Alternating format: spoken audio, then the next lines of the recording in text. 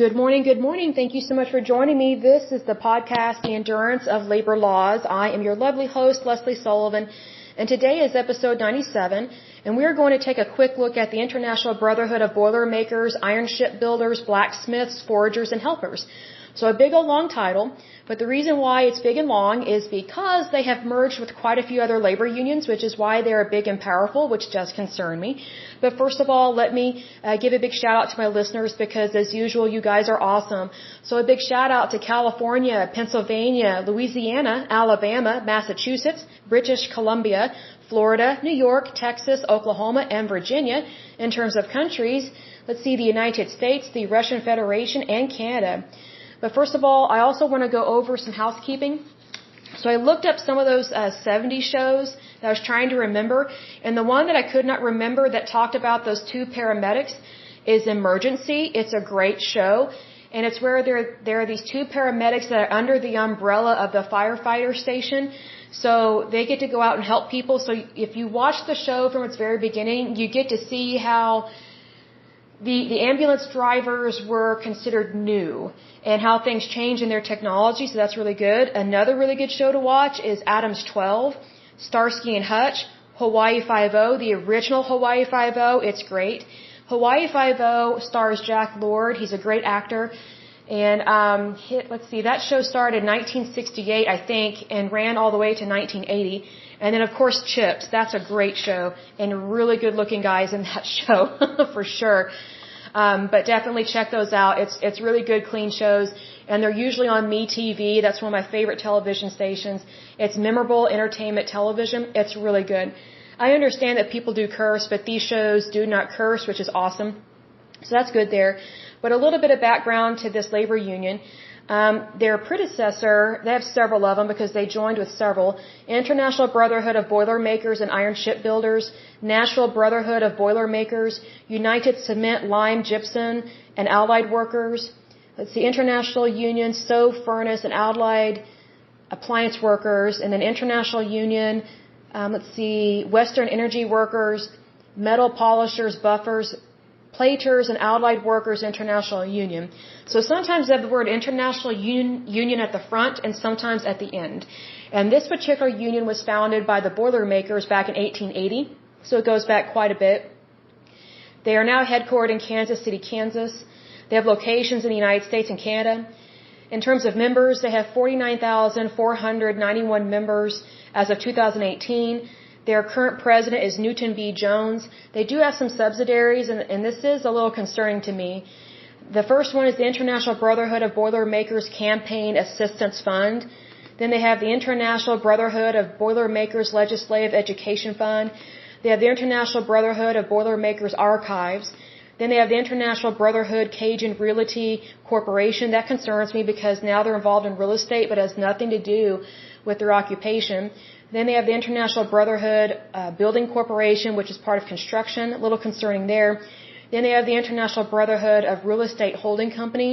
That concerns me because holding companies tend to hold millions of dollars, but it will show later as to why. They have affiliations with the AFL-CIO and the CLC, the NABTU.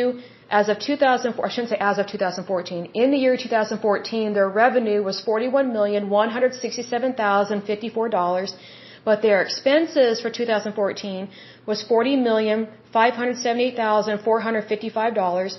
As of 2013, they have 101 employees. And let's see here, they do have locations in the United States and Canada, but they have also recently merged with a union based out of the UK and Ireland, and that concerns me there. We will discuss that a little bit later. But here it says the Boilermakers Union has a 4-year apprenticeship training program before becoming a journeyman. Boilermakers primarily work in nuclear and fossil power plants. I find that really odd because a lot of these labor unions align themselves with the Democratic Party, and the Democratic Party tends to be against nuclear power and against fossil fuels. So if the Democratic Party had their way, they would completely abolish and get rid of all these jobs that deal with nuclear power and fossil fuels, but yet that would get rid of hundreds of thousands of jobs. So I think it's very weird that labor unions align themselves with the Democratic Party when the Democratic Party doesn't really care about them. They're just using them for money and for votes. So I wish more labor unions would wake up to the fact that they are being used by the Democratic Party. So that does concern me there. It says they also work in shipyards, refineries, and chemical plants. Now, refineries and chemical plants, the Democratic Party is completely against. So there again, more jobs will be lost if the Democratic Party could get rid of those jobs. This particular work involves welding, rigging, and fabricating. And it says here, their beginning does go back to 1880, but some of the other labor unions that they merged with go back to different times. So it says here, the International Brotherhood of Boilermakers and Iron Ship Builders, they organized October 1st, 1880. The National Brotherhood of Boilermakers, they originally formed at Atlanta, Georgia in May 1888. So we have some mergers there as well. Then they have their affiliation, which occurred with the AFL. That occurred in 1896 in terms of the American Federation of Labor. Then they have the Helpers Division. The Helpers Division was added to them. So it says in subsequent years, the Brotherhood continued to grow, and in 1902, the Helpers Division was formed. Because helpers were barred from sitting in the lodge room with mechanics, this new division had its own local unions and was entirely separate from the Boilermakers. This would change a decade later when the Helpers Division would be consolidated with the Mechanics Division. So they're trying to bring people together. That's good.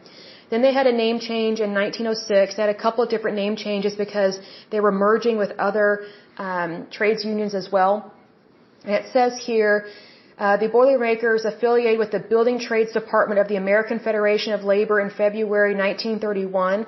At the turn of the century, total membership stood at about 8,500, but by 1944, due in part to the dramatic increases in the shipbuilding, railroad, and fabrication shop industries during World War II, the Boilermakers numbered over 350,000. Now, what's interesting is that that number has dropped by a little over 300,000 in terms of membership, even though those industries are still around. You don't have to be at war in order to have a tremendous industry. So I find it interesting that they couldn't keep their members. Now, here's the thing. They've had 6 different mergers with different labor unions. However, these mergers are technically monopolies. It's illegal to have a monopoly in the private sector, so I don't know why it's being legal or seen as legal in labor unions, because it's really not legal, because they're affecting a whole industry, and they are affecting industry, the economy, and so many other things with this, because monopolies are illegal for a reason. It's because you want competition. So, being that these people keep merging and taking over these other different labor unions, it's one way that they get to take over different industries, which is why these monopolies are supposed to be illegal. The first merger occurred in 1954. They merged with the International Brotherhood of Blacksmiths, Drop Forgers, and Helpers. So that's concerning there. The second merger, or quote-unquote monopoly, was when they merged with the Brotherhood of Drop Forgers. That occurred in 1919. And then it says, they created, I take that back. It says a 1919 merger with the Brotherhood of Drop Forgers created the union that on June 29th, 1953, merged with the Boilermakers to create the International Brotherhood of Boilermakers, Iron Ship Builders, Blacksmiths, Forgers, and Helpers. So, a year later, a new international seal was adopted to include all crafts. So, they're merging with several different ones here. Drop Forgers, Iron Ship Builders, Blacksmiths, and Helpers. So, quite a bit is going on from 1919 to 1953. And then if you look at their seal, it changes quite a bit. And if you notice the different seals, here's the thing. A lot of their seals, this is very common with labor unions and trade unions, they look like the Freemasons, which is a cult. So you need to be very careful about what labor unions you join and what they stand for, because a lot of them do not stand for what America stands for, because a lot of these labor unions were founded by fascists, people that were not pro-America. They were just pro the worker and pro taking over a company or an industry, and that's not the American way. Because if you're trying to take someone over or take over a company, then you're not for the U.S. Constitution and you're not for the private sector, which is where all these jobs are located, because they are not federal jobs, they're not state jobs, they're not civil or civic jobs, they're private sector jobs. And they function specifically, all jobs function under the United States Constitution, yes, but private sector is specifically protected by the U.S. Constitution as well as your state constitution wherever your labor is taking place. Now, in terms of their health and welfare fund, that was created in 1954, and then they added a pension trust fund in 1960. So good there. They are protecting their workers. They created a construction division in 1977. I don't know what that has to do with Boilermakers, but they're branching out and they're trying to get more monies and more members, which I understand why, but at the same time, that's becoming a monopoly. Their third technical monopoly or merger occurred March 15, 1984, when they voted to merge with the United Cement, Lime, Gypsum, and Allied Workers International Union. Again, that concerns me quite a bit with that. Their fourth merger or monopoly occurred on October 1st, 1994, and this occurred with the Stove, Furnace, and Allied Appliance Workers International Union. That concerns me there as well. Their fifth merger or monopoly, this one occurred December 1st, 1994, and it was in regards to merging with the Western Energy Workers, which was an independent union. It's a small one, but they're still merging. So what's interesting is that they're merging with a union that specializes in coal strip mining, which if you go along with the Democratic Party and the EPA, they don't want that to exist. So why would you merge with something that is not really wanted by your political party? I find that really odd. The sixth merger or monopoly occurred in October 1996 when they merged with the Metal Polishers, Buffers, Platers, and Allied Workers International Union. That concerns me there, and this one has shops within the United States and Canada. So, we need to be careful who we align ourselves with because other nations do not have our laws and we don't have their laws, and there's a reason for that. It's because we are independent nations, right? So then we have the transatlantic merger that started to take place, or the beginnings of it started on February 8th, 2020, and it is between this labor union and the British and Irish Trade Union, the Transport Salaried Staffs Association, which has nothing to do with Boilermakers. It only has to deal with transport. So that concerns me there, but this merger was voted yes, and it was backed, that vote was backed on March 2nd of this year. So that concerns me quite a bit because, Britain and Ireland are nothing like the United States. They have totally different labor laws, they have totally different tax brackets, and they have their labor industries are completely different than the United States. We have a way better currency because we don't have the British pound and we don't have the euro. We have way more citizens, we have way more workers, we have safer working conditions. We also have more industry here, so we have way more money available. So that's why I always get concerned whenever our labor unions merge with labor unions in other countries because they don't have as much influence and they don't have as much money. So they tend to use us as their personal piggy bank, which I don't like. So it's one of those things that you need to be careful who you merge with and who you align yourselves with because whoever you associate with, sorry, my table is squeaking. You need to merge with somebody that mirrors what you are. The UK and Ireland are nothing like the United States. I think we foolishly become fascinated with them because of their accent, like Tom Hiddleston, and I can't think of any Irish actors per se. But it's just, do they have some good-looking people over there? Yes. Is Tom Hiddleston hot? Sure, but that doesn't justify doing business with their trade unions like that because here's the thing, they have a whole lot more labor unions and trade unions over there and they halt and stop a lot of businesses. So they're not known for being very smart in regards to their labor when it comes to these unions because they act like they own the company when they don't. See, that's a big problem over there. So I just think we need to be careful with these things because it really, how do you describe this?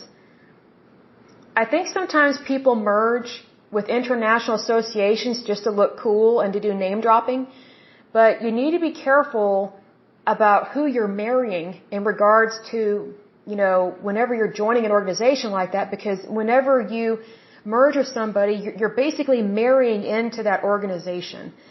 And if you're not really compatible, so to speak, then you shouldn't really be together. Even though you may share the same occupation, it doesn't mean that you think the same, you come from the same background. And in this case, with this transatlantic merger, it's not even the same type of job. It's really about monies and political power.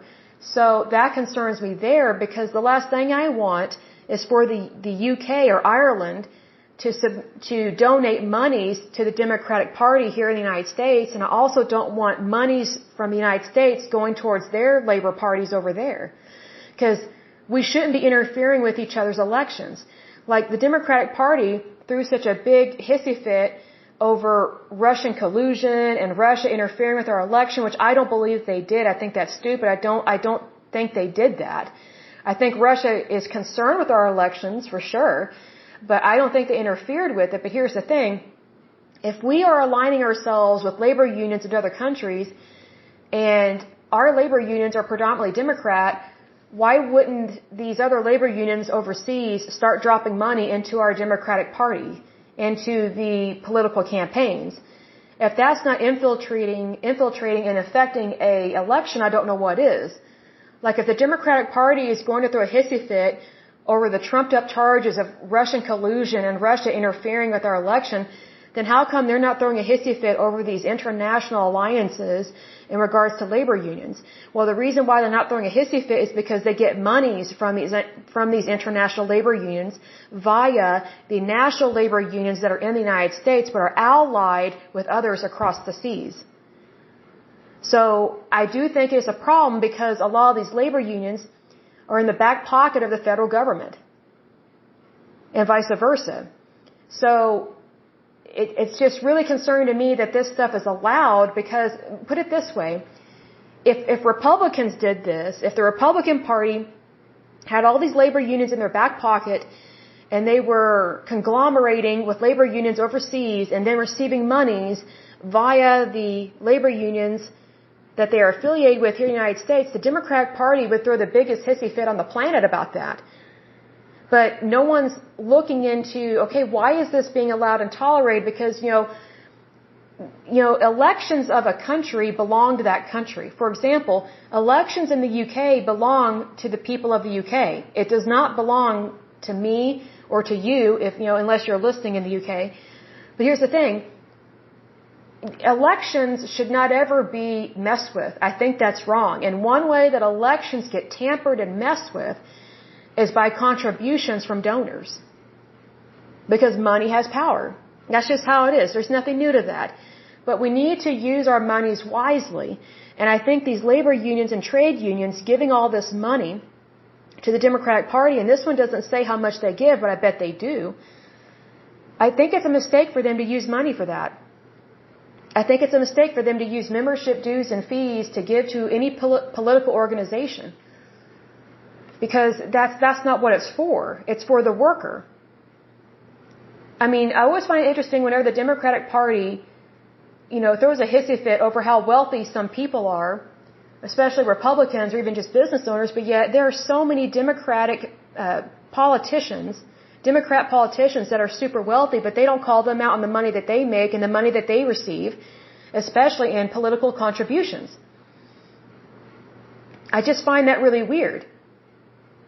And one way that they get around it is by giving their monies to the Democratic Party, or like the Democratic National Convention or something. They're just moving monies just like a holding company does. So, but no one calls them out on it because they don't want to look there. It's like I've said in times past, greed is not just in Wall Street, it's everywhere. It is everywhere. That doesn't mean it's appropriate, that doesn't mean it's okay. But if you're only looking in one spot, you're totally missing the majority of it, and that's very unfortunate. But anyway, I will go ahead and end this podcast, make it short and sweet.